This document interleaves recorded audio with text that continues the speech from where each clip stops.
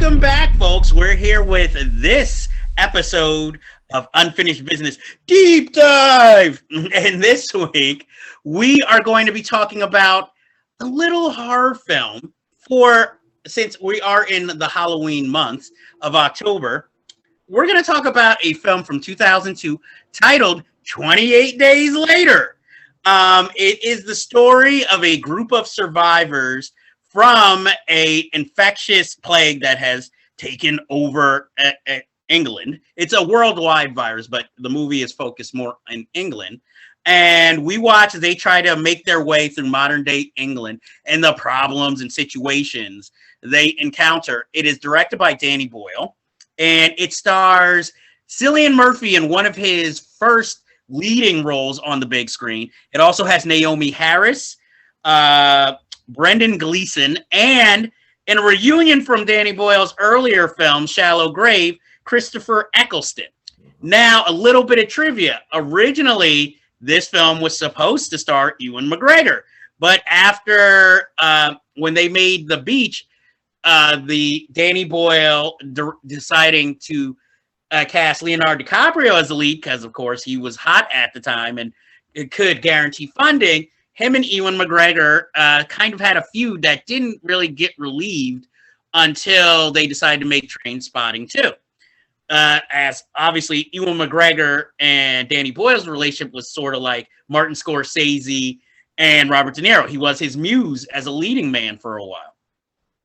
A couple of points I want to make about this movie. I will admit, the only reason I initially wanted to see this movie is because Danny Boyle made it, because after his first film, Shallow Grave, I went to go see anything that Danny Boyle made. He was my favorite director for a while after that film. And even though this is labeled a zombie film, they're not actually zombies. They're infected by this rage disease. So, that's why you don't see them like wanting to eat brains. They just want to kill. And that's why they are fast rather than slow zombies. But a lot of people credit this as the beginning of fast zombie films. And I guess you could say it is. But again, to me, it's just they're infected. But if we're just going to generalize, yeah, it's a zombie film. And there were the other point I wanted to make before I hand it over to your review. Also with this film, I just want to note that if you watch this back to back with The Walking Dead, you'll notice they kind of have the same beginning, different locations, but the same beginning. Andre, what did you think of 28 Days Later? It was a good movie. I thought that, the digital filmmaking style that they went for, which was like relatively new back then, it was coming off of Blair Witch Project. It works here to kind of get you into like this grimy little world with this apocalypse that's happening, and it doesn't feel polished. It doesn't feel like stuff you'd seen in the past that was like over glamorous or, the typical kind of horror movies that you were used to seeing, especially, the George Romero zombie movies. This one felt more lived in, and you could just sense that in the way that it's shot. It's not polished at all. Performance. It's still stylish. Yeah, it's still stylish, but it still has like a grittiness that I don't think a lot of films had at that point in that genre. And going with unknowns like Cillian Murphy and Naomie Harris at that time also helps that suspension of disbelief. Like, you don't know who's going to make it, who's not going to make it. I was probably fascinated most with Christopher Eccleston in the movie because, unfortunately, my only real impression of him is not Doctor Who, it's not The Leftovers, and it's not even his role in Thor: The Dark World. It's playing Destro in G.I. Joe: The Rise of Cobra, and that horrible Scottish accent that he put on. At least here, he's playing like a regular Brit, and, pretty much, I guess, the villain of the piece. So, obviously, for as much as you have these characters running away from these mutated people, it's the army that's the real bad guys in this film because of how crazy they are, and he sells that perfectly in this film. So really, like, to me, my favorite part was the whole third act, just the whole build up and them trying to escape the building. All that works. It all plays. Well, see, I was afraid you were going to say I remember Christopher Eccleston from Gone in 60 Seconds. Oh, God, That's yeah. how I was introduced to him. No, I was introduced to Christopher Eccleston through Shallow Grave. So I knew how good of an actor he is. So here, it's sort of like one of those villains, but you understand his reasoning somewhat. That basically he's a villain because he still has this squadron of army of men, and the only way he's going to keep them happy is that they need sustenance. And unfortunately, that comes at the two female characters. So while, again, I totally don't agree with what he's doing, I can see his mindset because not like he wants them, he's doing it for his men, and he needs the men. So he's kind of that reluctant villain. But like you said, we get introduced to, this is our first on-screen of like Cillian Murphy and Naomie Harris. It doesn't show how handsome Cillian Murphy will eventually become as a leading man. Yeah. But it was a strong enough presence that you knew, okay, this guy, I want to see more that he's in the future. And I remember working at a video store at the time, and a woman coming in wanting, she didn't have a list of movies, but anything with Cillian Murphy. Like, we were supposed to know off the top of our head. It's like, he just starred in one movie. I don't know every film. This was before, internet with IMDb and being able to look up every title.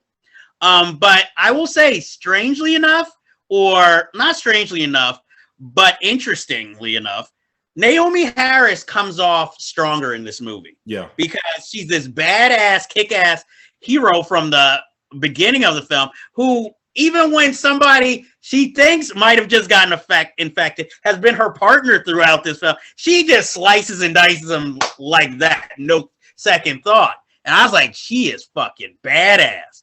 And it's a shame because it also reminds me of Angela Bassett being badass in Strange Days, where both actresses you would want to see in more action-oriented type roles in the future, and really not getting too many of those roles. I mean, Naomie Harris is obviously an Oscar-nominated actress, so we know she's got the chops to act in those. And now, other than in that one James Bond film where she got an action sequence to be in, she hasn't really gotten a chance to be in those type of roles. And for me, it's a little saddening, especially considering that is how, like, her first big screen role to me was her in that type of role. Yeah, I mean, they had her in Miami Vice, where that would have been perfect for her, and instead, but they didn't give her much to do. Yeah, she was like a damsel in distress in that, which was pointless. Exactly. What I do like about the film also is that this plague is started, as always, by humans, because again, they give an interesting aspect of having, these characters breaking into a lab to supposedly free the animals, but the animals are all infected, attack them, and that is how this all starts. I like that. Of course, as with these types of film, the group forms a makeshift family, throughout the beginning of the film. You have the father and daughter, and now you have the son and kind of another daughter, especially considering the main character's parents have died, because he comes out of a coma 28 days later before this happened, because he was hit by a car and came out of a coma. What I also kind of enjoyed about this, I love the score. I love the score and the soundtrack.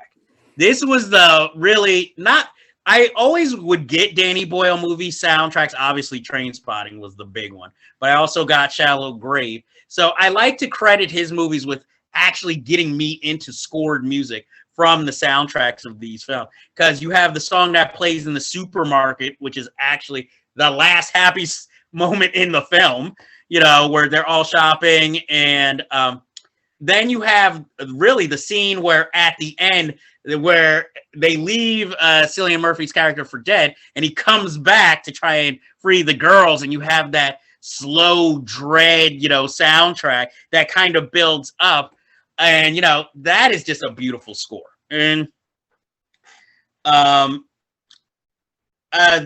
has some heartbreaking moments, of course, it being a zombie, the father getting infected, but like I said, like you were saying with the film technique, it's amazing, the grittiness, and also how they got all the, London, a pretty busy town, getting all those to look desolate with nobody there. That was also amazing about the film. Really, but it also CG in this movie. No, it's all practical effects. Yeah. That's the amazing thing. And it's like, and it sort of set the bar for that Generation X, or at least that next generation of not only zombie films, but horror films in general. I mean, obviously, people aped the style, but weren't as good with it. But it just feels like, I was 2002, about 24 when this film came out. And it was the first time I felt like this was a horror classic part of my generation.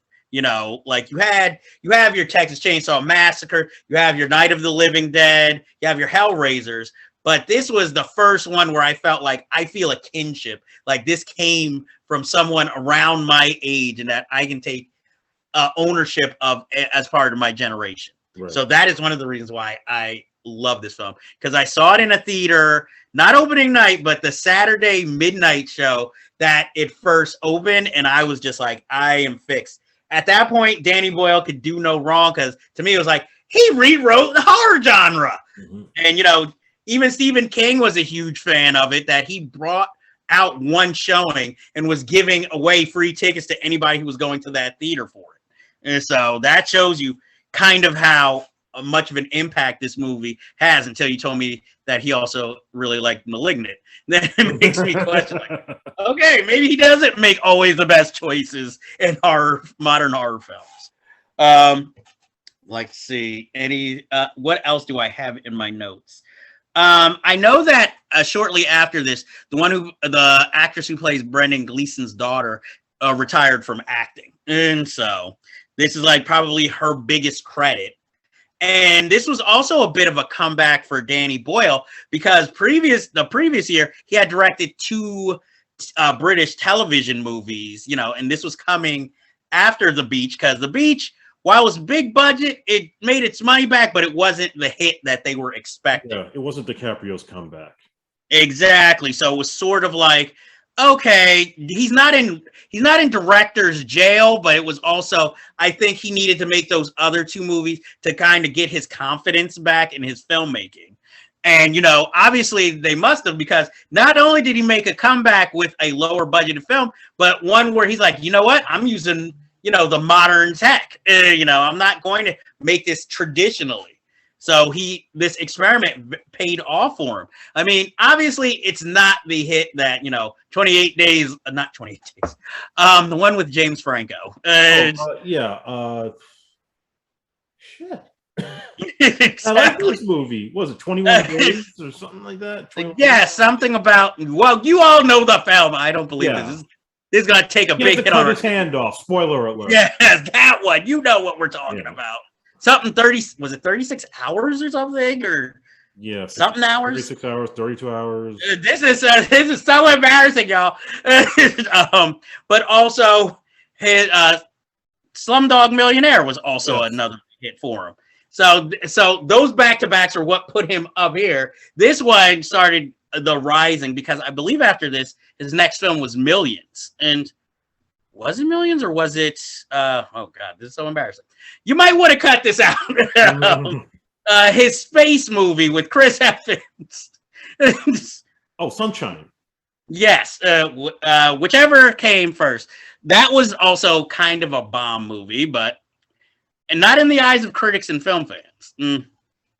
So, and don't worry, by next episode, we'll tell you what the name of this James Franco movie is. I'm trying to. Also, what I like about the film, it has a person of color in it, but it doesn't take a shine to that there's a person of color to it. They're just a character, because it's the end of the world. Zombies are all running around. This is the only time where race might not matter, where it's like, survival is the main point here. It's just one of those movies. If you haven't seen it by now, I'm shocked, unless you're of a certain age. Because this is like one of those that's mandatory watching, even if you're not a horror fan. Just if you're a fan of experimental cinema, you should see this film. Could we get into the fact that there were multiple endings to this movie? Oh, see, good thing you mentioned that. Yes. The original ending is the much sadder ending, Yeah. which is available if any of you still have DVDs, probably on YouTube somewhere, where actually after the whole house assault thing, Cillian Murphy is shot, and the girls take him to a hospital, but there's nothing they can do, and he dies, leaving them to walk off alone.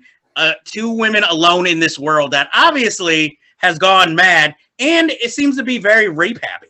So, that was the original bleak ending, which the studio thankfully decided not to use. And instead, the ending we get now is the much happier, a family safe film where it seems like, hey, most of the zombies are dying off because they're still alive and need sustenance, and they have no sustenance. So maybe there's hope that this can all be cured until the inevitable sequel 28 weeks later, which has no one from the original returning.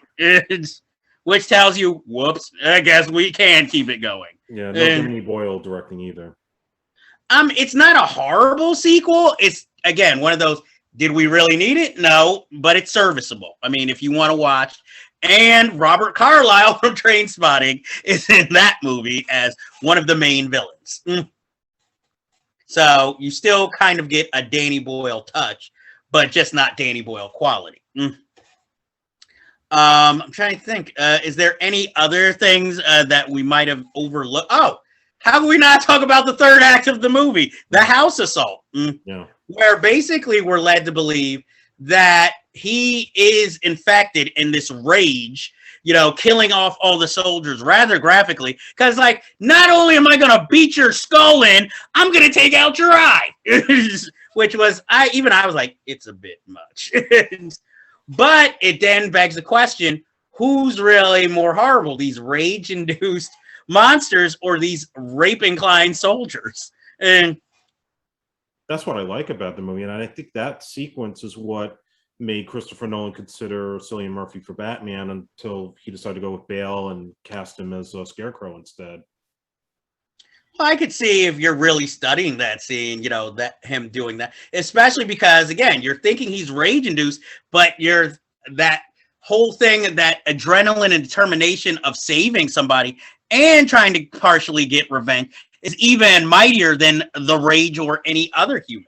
So sure. You could see, maybe that's what Christopher Nolan saw in the film, or maybe he was like, that's Cillian Murphy. I like those eyes. He looks good in a scowl. Who knows? Is there anything else you'd like to bring up? Memorable moments from the movie? No, it's a solid film, and I like the fact that it worked with kind of a low budget, and they made it worthwhile in terms of the scares, the effects, and I think it influenced a lot of what came afterwards. Not the Resident Evil movies, of course, but certainly Walking Dead and anything else like that. Yes, it's unfortunately also one of those movies that where everybody thought, I'll just copy that stuff and I can make a successful horror film or film. And it's like, yeah, but see, Danny Boyle knew what he was doing. If you don't know how to use it, it's not exactly going to work for you. And it was written by Alex Garland, yes, who was a novelist or noted novelist at the time, but then eventually started writing and directing his own films like Annihilation and the series, was it Halos on FX? I think so. And of course, Deus Machina. Exactly. Ex Machina, which and kind of the real director of Dread. Okay. Obviously his version is way better than the Sylvester Stallone version, yes, which we can get into another time and its many problems. But that is 28 Days Later. Highly recommend it. I'm not even going to highly recommend. It's a must. If you call yourself a cinematic fan, you have to see this film. Even if you don't love it, you have to give credit for its technical side and revisions that it helped pave the way for other films you probably love that aren't as good. But that ends this week's business, or that ends this episode's business. Let me stop saying weeks, because who knows when this is coming out. That ends this episode's business. But as you know, we always have plenty of unfinished business to deal with. And I have to ask you folks, have you seen Ex Machina? If not, why not? Because it's fucking awesome. Andre, what movie would you suggest for the people? Have you seen the movie Sunshine? If not, why not? Because it's fucking awesome. And we will eventually come to you with the answer to this James Franco movie. Please don't write it in the comments. So until next time, that ends Unfinished Business Deep Dive into 28 Days Later. See you next time, folks.